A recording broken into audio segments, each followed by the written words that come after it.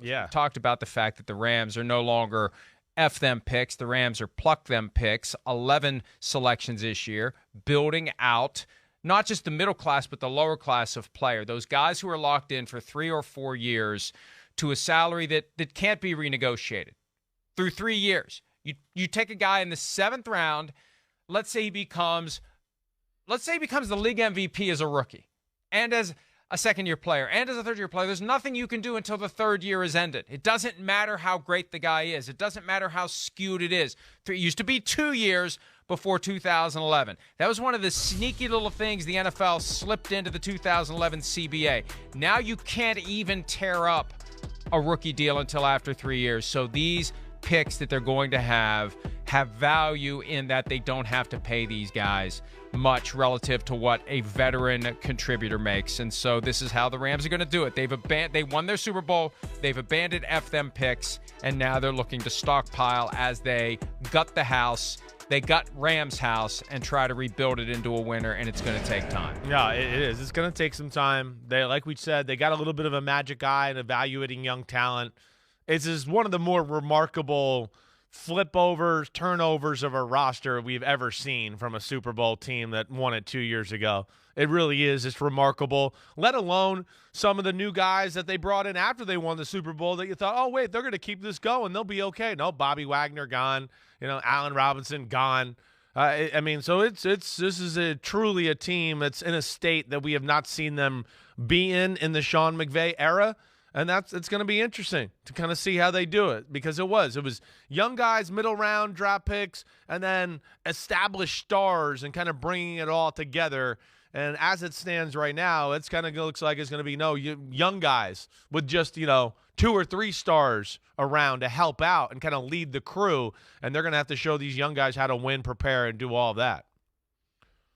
Well, and some of the older guys may just not want to be part of it. I firmly believe this is Aaron Donald's last year with the Rams. If it even gets to this year, and I think it will. I don't think they're going to trade him, but I think this is it for Aaron Donald. He either retires or has to be traded after this year, and his contract last year was specifically structured to make it 2 years, and then after that he could either walk away or, as a practical matter, say, I'm either walking away or you get something from me if you trade me back closer to Pittsburgh, where I believe he wants to spend all year, not just part of the year.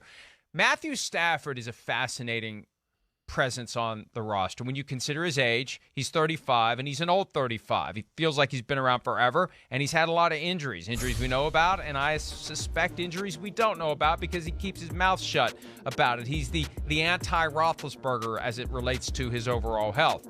But, Chris, I don't believe they're going to trade him. Les Snead said last week that the pillars are Stafford, Donald, and Kupp.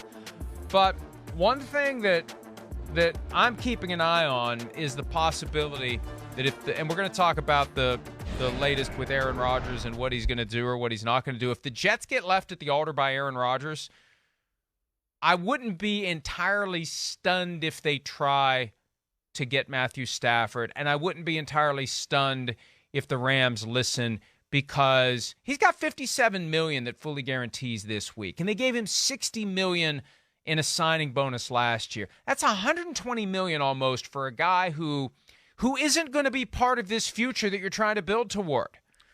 And so if you're looking at guaranteeing $57 million that currently isn't, and you're going to have a cap hit next year of $50 million for Matthew Stafford, there's an argument to be made to just remove the Band-Aid, take a $48 million cap charge this year, pluck them picks, and replenish as you try to rebuild this team. And then, I feel like the Rams say whatever they have to say to suit whatever circumstances they have. Oh, we got a team that can go all in and win, let's do it. Oh, we got a team that's remodeling, let's do it. Oh, we got this, let's do it. Oh, this is our quarterback, let's do it, let's do it, let's do it.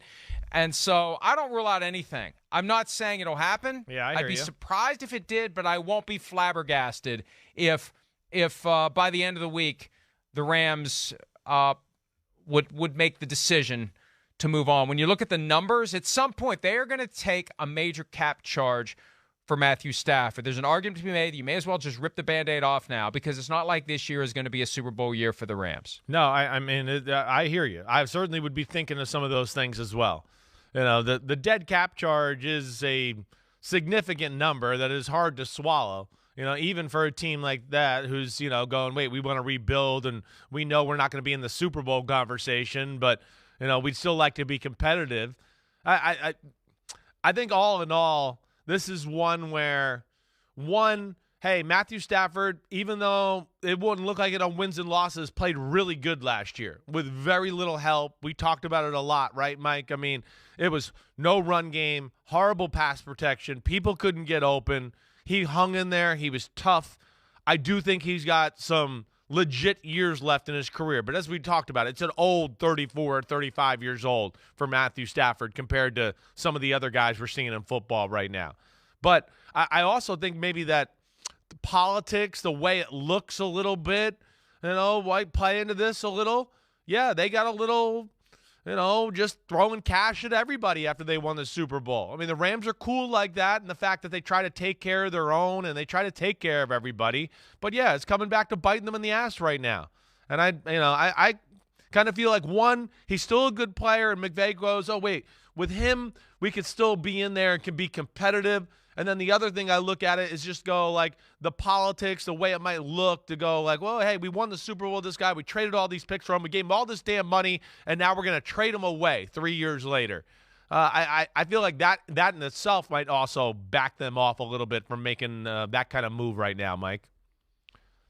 And when you say politics, I think you're painting with a broad brush. Yeah. I'm not disputing it, but I want to just zero in a little bit more on what part of the politics is. Right. It's the politics of getting people to give you their money to come to your games. It's the politics of getting people to believe that you're just not giving up, that you're at least potentially going to have something. I mean, look, the Rams, Super Bowl this year, no way. But you gotta at least create some sort of a we're going to compete, of a facade, right, that you're trying. That's why they're going to sell this Aaron Donald Cooper Cup trio. I think that's what they're doing right there with that, right? And you're right, Mike. Yeah. You're right. Those politics added on to the politics of, wait, it looks like we made some rash decisions and did some things without really thinking them through and just threw money at things. And, here we are now. And, whoa, so I think, like, to what you said, and then you add that on to where it looks like, did you guys think this out a little bit, where the future of the team was going? Or are we just drinking tequila in 1942 and we're like, hey, we won the Super Bowl. You won $40 million? Sure. You won $40 million? Sure. I mean, it almost looks like that at times. And, I would think they got to be careful about how it looks that way as well. Well, it's funny because we played a clip of the Les Snead press conference from this week, and I guess he was in his office, and it looked like there was an arrangement of some top shelf, literally, liquors up on top of his bookshelf. And it's like, well, that would explain some of the contracts they've given out in recent years. And I'm kidding, but I'm not. I'm kidding a little bit. But dating all the way back to Jared Goff, I mean, look. They did the god-awful Jared Goff contract in 2019 when I was saying, don't do it, don't do it, don't do it. They did it, and they ended up having to give away a first-round pick to unload that contract. And the question is, how motivated would they be to unload Matthew Stafford at this point? But again, $48 million cap charge, the politics that you're referring to, the idea that you have to get fans to give up their money to come to the games and follow the team. And they're falling behind the Chargers all of a sudden. Chargers made it to the playoffs last year. Chargers have more of an arrow pointing up. They've got the long-term franchise quarterback. The Rams are just kind of playing out the string with Matthew Stafford. It just feels like this is a longer-term thing. And Sean McVay said with a straight face on Friday he's not going to be a year-to-year proposition. Okay, I'll believe it when I see it, Sean, because I think he's just doing what he can to get through this year. Get through this year, and then we'll see about next year. We'll see how bad it is this year before I figure out next year, because I don't think he wants to have 3, 4, 5 bad years on his resume. Kind of neutralizes the whole I won a Super Bowl if you're presiding over a team that is middle of the pack or worse for 4 or 5 years after. Hi, it's Mike Florio. Thanks for watching PFT on YouTube. Hit subscribe for the latest news and analysis from Pro Football Talk.